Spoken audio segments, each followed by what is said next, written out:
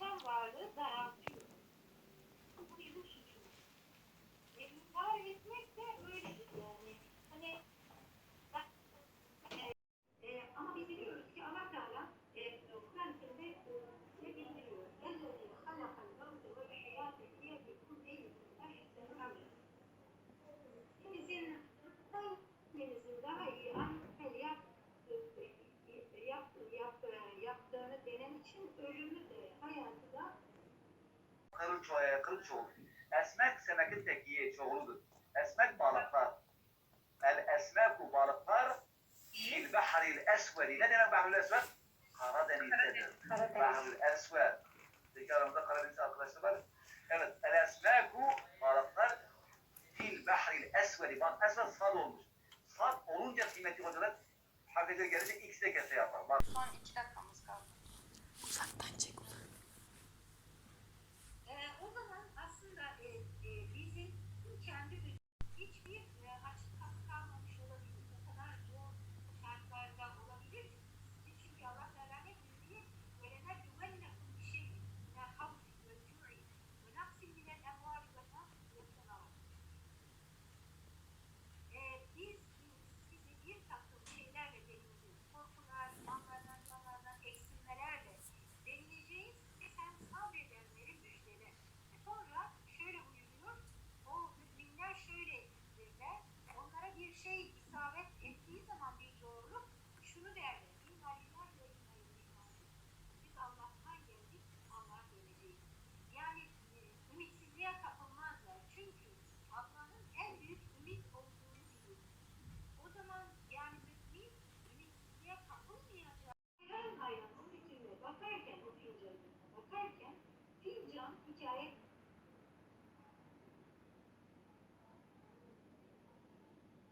bu ya. Konuşmaya başlıyor. Sen diyor bana böyle hayran hayran bakıyorsun ama ben bu değildim aslında. Kadın izniyle onu dinlemeye devam ederken fincan şunları anlatıyor. Diyor ki ben bir çamurdum.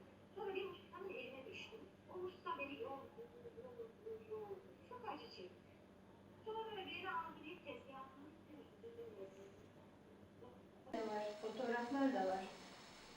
Şükran Hoca bana atmıştı. Size atayım mı?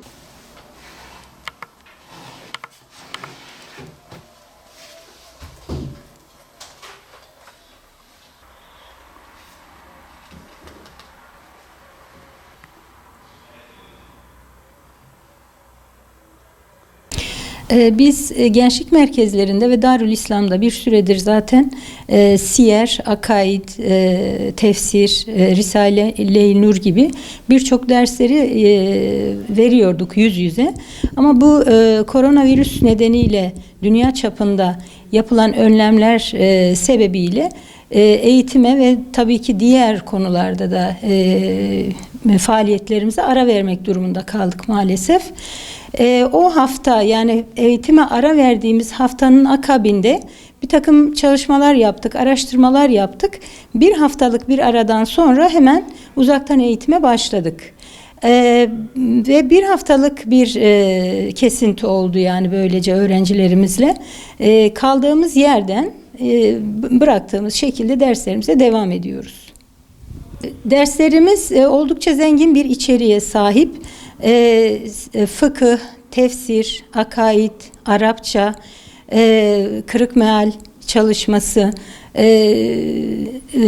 ilmihal bilgileri ve bunları yüz yüze eğitimle verir gibi aynen sanal ortamda yine soru cevap yöntemini de takip ederek hocalarımız öğrencileriyle devam ediyorlar. Öğrenciler merak ettikleri konularda soru soruyorlar.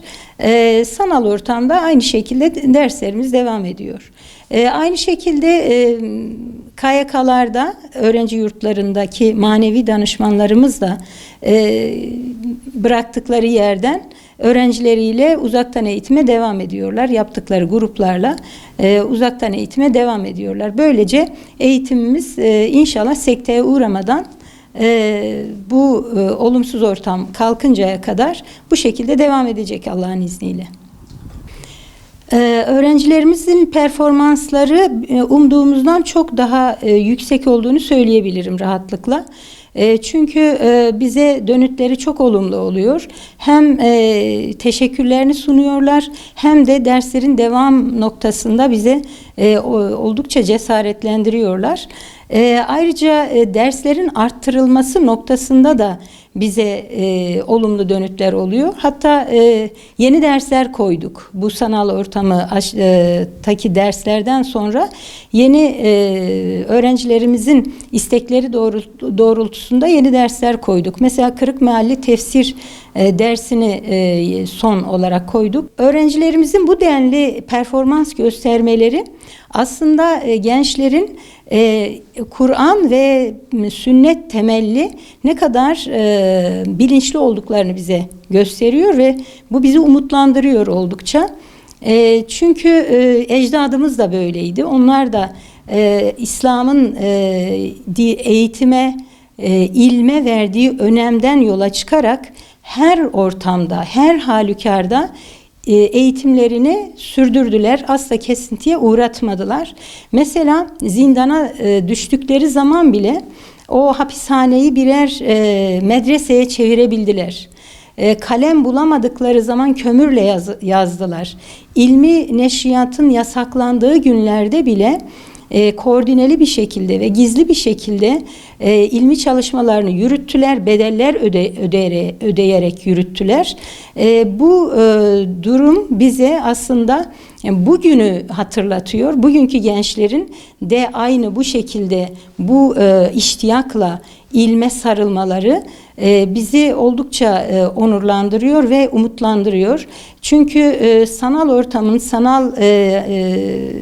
ortamın oldukça kötü kullanıldığı, sosyal medyanın oldukça kötü kullanıldığı bu ortamda gençlerimizin bu tekniklerden bu derece faydalanmaları, olumlu yönde faydalanmaları, ilmi çalışmalarını arttırmak, kariyerlerini yükseltmek ve ilimlerini daha üst düzeye ulaştırmak noktasında kullanmaları bizi geleceğe daha güvenle bakmamıza sebep oluyor. Çünkü gençler bizim geleceğimizdir ve bu gençlerin ne derece Kur'an ve sünnet doğrultusunda hareket ettiklerini bize gösteriyor.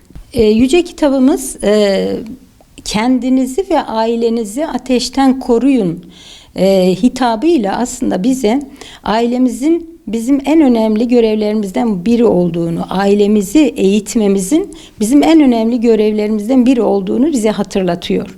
Bu noktada Peygamber Efendimiz de ailesine gerekli zamanı ayırmıştı.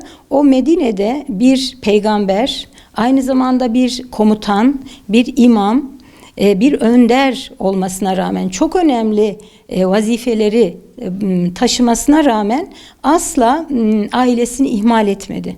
Ve bize gelen rivayetlerde Peygamber Efendimizin ailesinin fertleriyle tek tek ilgilendiğini, her birine ayrı ayrı, her gün ayrı ayrı zaman ayırdığını bize rivayetler gösteriyor. İşte aile biliyoruz ki toplumun temelidir. Bu noktada bizler ailemize her zaman çok önem vermeliyiz. Onların eğitimine çok önem vermeliyiz.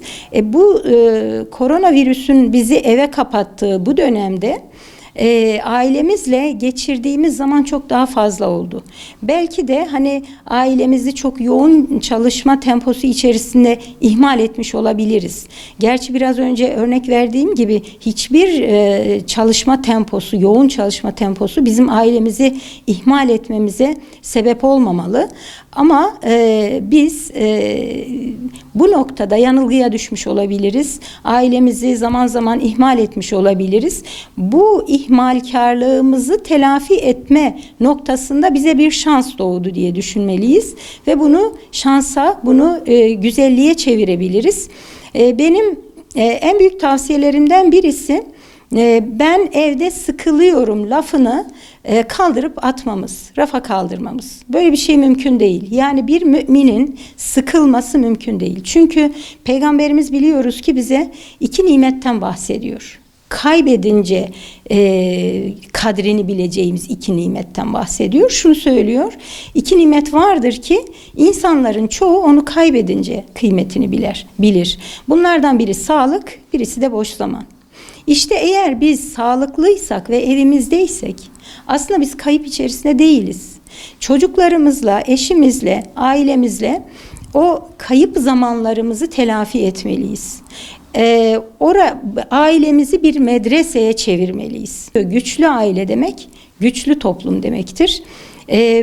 Ailemize ayıracağımız her an bizim için büyük bir ibadettir diyelim. Biz şu anda ailemize göz göze, can cana, ten tene iletişim kuralım, iletişimimizi arttıralım ve ailemizle beraber okumalar yapalım, beraber ibadet edelim, namazlarımızı beraber kılalım, beraber oyun oynayalım, beraberce Kur'an okumaları yapalım, kitap okumaları yapalım. Bunlar bizim için kazanım olacak. Belki de en büyük kazanımlarımız bunlar olacak. Çünkü Avrupa aileyi yitirdi, darmadağın oldu. Bizim elimizde henüz fırsat var. Biz bu süreci ailemizi toparlamakla geçirelim ve biz çocuklarımızla geçireceğimiz zamanı bir ganimet bilelim.